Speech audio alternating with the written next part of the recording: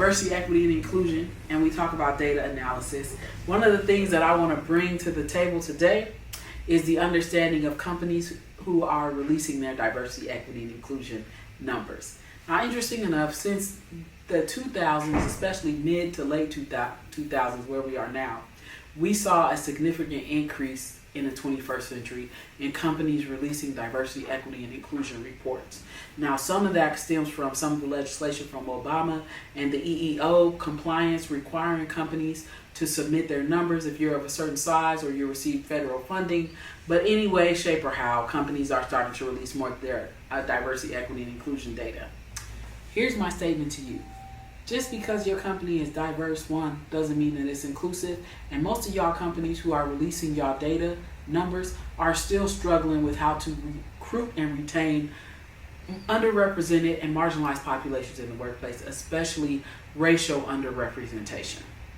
And so I think people see companies release their diversity numbers and think, oh, they're working on diversity, equity, and inclusion.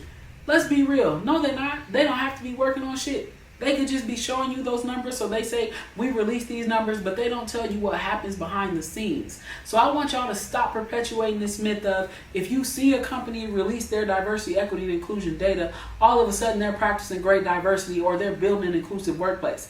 That's not always the intention behind people releasing their data, especially if you have a social media company that has for years done a terrible job of recruiting underrepresented populations and then retaining underrepresented populations, but you release your diversity, equity, and inclusion data every year and nothing is changing, and as a matter of fact, some of this shit is getting worse, you have a problem. So no, we don't care much about you releasing your DEI data if it doesn't change your culture, your organizational behavioral process, okay?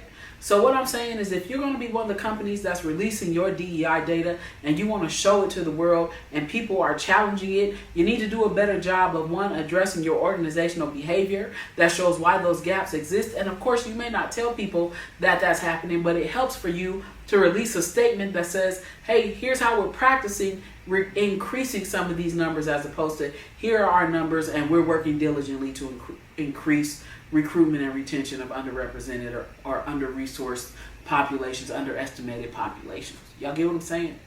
So that's just my challenge to many of y'all, is let's do some organizational behavioral management when it comes to bias in the workplace and change the shit that's causing you to release these numbers that none of us are impressed by, especially not me. So y'all have, again, a great day. Don't forget to like and share our channel, turn the notifications on, and subscribe. I'm Dr. C.I. of Inclusology, and we'll see y'all soon.